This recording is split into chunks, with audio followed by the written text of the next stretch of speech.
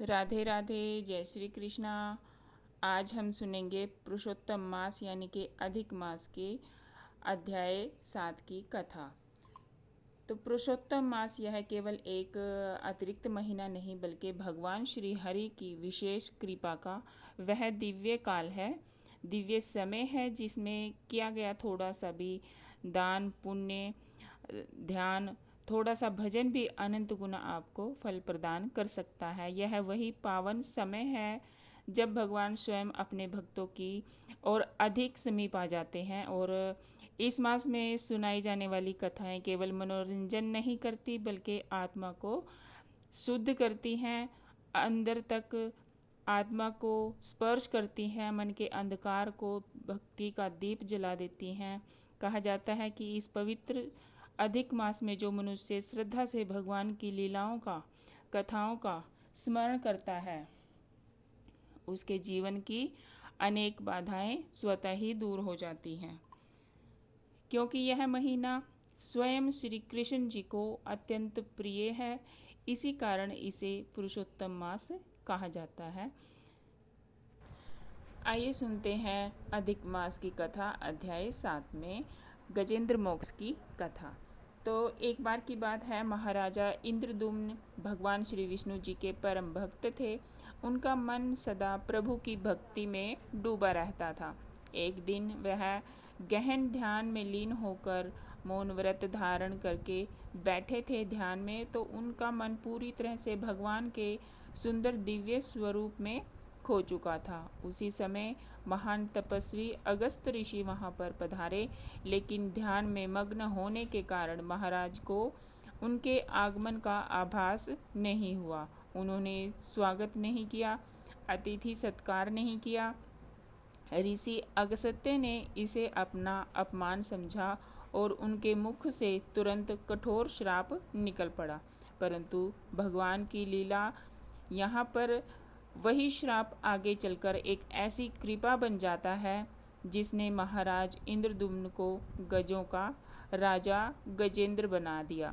बाहर से देखने पर यह श्राप प्रतीत होता है, लेकिन रहस्य भगवान का एक महान रहस्य और दिव्य अनुग्रह।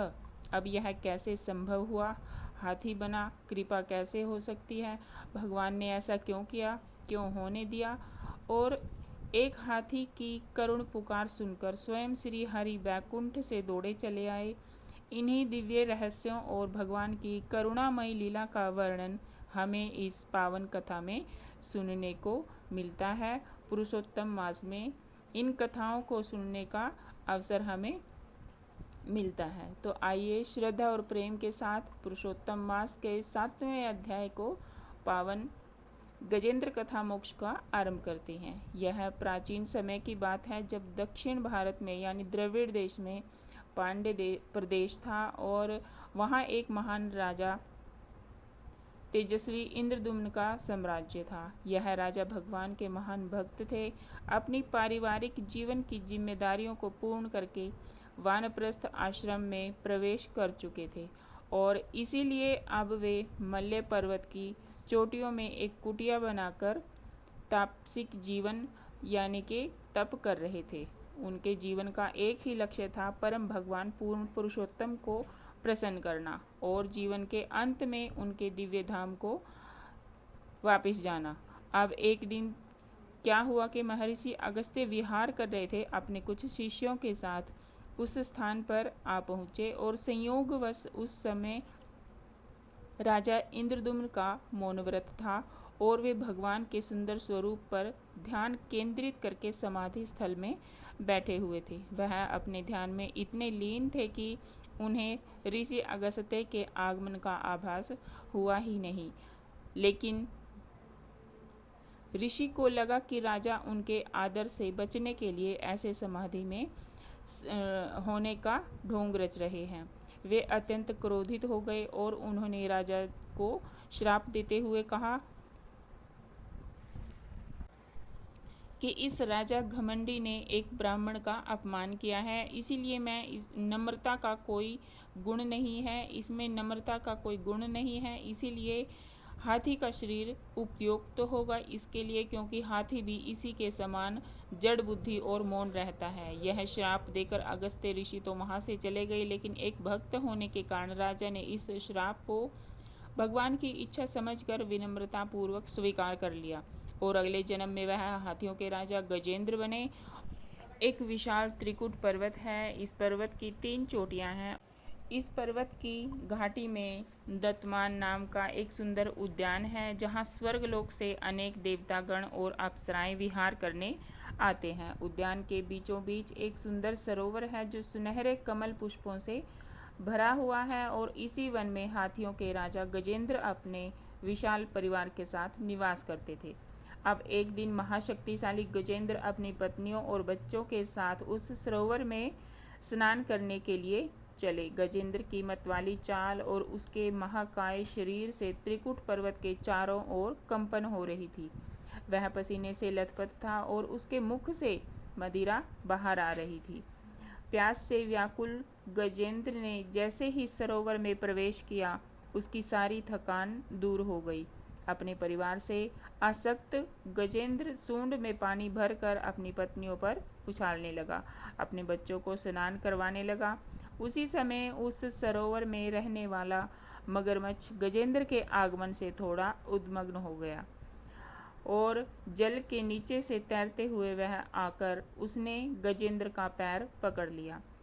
गजेंद्र इतना शक्तिशाली था कि उसके पैरों से धरती कांप रही थी, लेकिन आज मगरमच्छ की पकड़ से वह स्वयं को नहीं छुड़ा पा रहा था। इस प्रकार यह इन योद्धाओं के बीच अनेक वर्षों तक यह युद्ध चला। अब मगरमच्छ तो पानी का जीव है, इसीलिए स्वाभाविक है कि पानी में रहते हुए उसकी शक्ति और बढ़ जाती है और गजेंद्र की शक्ति समय के साथ क्षीण हो जाती है। अब वह स्वयं को असहाय अनुभव करने लगा। मृत्यु का विचार करके वह भयभीत होने लगा। ऐसे समय में गजेंद्र सोचने लगा, मेरे मित्र और संबंधी मुझे इस संकट से मुक्त करने के लिए कुछ नहीं कर पाए। मेरे जीवन में यह विपत्ति भगवान की इच्छा से आई है, इसीलिए अब मुझे भगवान का ही आश्रय लेना होगा, भगवान का ही स्मरण करना होगा। वही मुझे इस संकट से बचा सकते हैं। जो भी व्यक्ति भगवान की शरण ग्रहण करता है, करुणा सिंधु भगवान अवश्य ही उसका संरक्षण करते हैं। यह सोचकर गजेंद्र भगवान को प्रार्थनाएं अर्पित करने लगा। हे भगवान, मैं आपकी शरण में आया हूँ। आप मेरे हृदय में परमात्मा रूप में विद्यमान हैं, असीम कृपा के भंडार हैं। आप न सिर्फ मुझे इस संकट से बल्कि सांसारिक जीवन से भी मुक्ति प्रदान कर दीजिए। हे प्रभु, मेरी एकमात्र यही आकांक्षा है कि आप मेरे चित्त पर पड़ी अज्ञानता रूपी भूल को नष्ट करें और मुझे अपनी शरण में स्वीकार करें।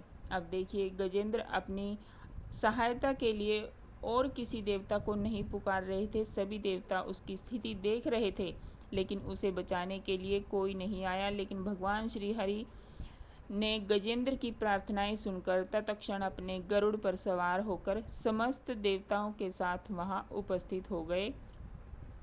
आकाश मार्ग से आते हुए भगवान को देखकर गजेंद्र अत्यंत प्रसन्न हुआ। हालांकि उसके पैर की पीड़ा प्रतिक्षण बढ़ती जा रही थी, लेकिन फिर भी उसने नज़दीक के सरोवर से एक स्वर्ण कमल तोड़ा और भगवान को अर्पित करते हुए कहने लगा, हे भगवान, हे जगन्नाथ परम पुरुष, मैं आपके चरण कमल में नमन करता हूँ। उसके बाद भगवान श्री हरि तुरंत गरुड़ से नीचे उतरे और उन्होंने मगरमच्छ सहित गजेंद्र को पानी से बाहर खींच लिया। फिर उन्होंने सभी देवताओं के देखते देखते अपने सुदर्शन चक्र से मगरमच्छ का सिर काट कर गजेंद्र की रक्षा करी। सभी देवतागण, गंधर्व, यक्ष, किन्नर इत्यादि आकाश से पुष्पों की वर्षा करने लगे और भगवान का गुणगान करने लगे। लेकिन क्या आप जानते हैं, वह जो मगरमच्छ था वह वास्तव में गंधर्व था, जो श्राप के कारण मगरमच्छ की योनि प्राप्त हुई थी। जब भगवान नारायण ने उसका सिर काटकर उद्धार किया तो उसे अपना पूर्व शरीर पुनः प्राप्त हुआ। उसने भगवान के प्रति अपनी कृतज्ञता व्यक्त करते हुए कहा, प्रार्थना करी, भगवान की परिक्रमा करके उन्हें प्रणाम किया और अपने गंधर्व लोक को वापस चला गया। भगवान का स्पर्श पाते ही गजेंद्र समस्त भौतिक बंधनों एवं तमोगुण से मुक्त होकर श्रीहरि की सारूप्य मुक्ति प्राप्त हुई। देवताओं की स्तुतियां स्वीकार करके भगवान श्रीहरि गरुड़ की पीठ पर बैठकर और गजेंद्र को संबोधित करते हुए कहने लगे, हे गजेंद्र, तुम्हारी प्रार्थनाओं से मैं अत्यंत प्रसन्न हुआ। यदि मेरे भक्त प्रातः काल उठकर तुम्हारे द्वारा की गई इन प्रार्थनाओं को दोहराएंगे तो मैं उन्हें इस जीवन के पश्चात बैकुंठ में वास प्रदान करूंगा। इस प्रकार कहकर भगवान श्री हरि ने अपना पंचजन्य शंख बजाया और अपने साथ गजेंद्र को लेकर बैकुंठ लोक वापिस चले गए। यह थी पुरुषोत्तम मास के 7वें अध्याय की पावन कथा। गजेंद्र बलशाली था, विशाल शरीर था, वो पूरा झुंड था, लेकिन जब मृत्यु समीप आई तब किसी का साथ काम ना आया। उस अंतिम क्षण में केवल भगवान का स्मरण ही उसके उद्धार का कारण बना। जैसे ही गजेंद्र ने सच्चे हृदय से श्रीहरि को पुकारा, वैसे ही परम करुणामय भगवान श्री विष्णु जी अपने भक्त की रक्षा के लिए तुरंत वैकुंठ से चले आए। भगवान अपने भक्त की पुकार को कभी अनसुना नहीं करते हैं, केवल प्रेम देखते हैं, केवल समर्पण देखते हैं। तो यह थी गजेंद्र मोक्ष की कथा। राधे राधे, जय श्री कृष्णा।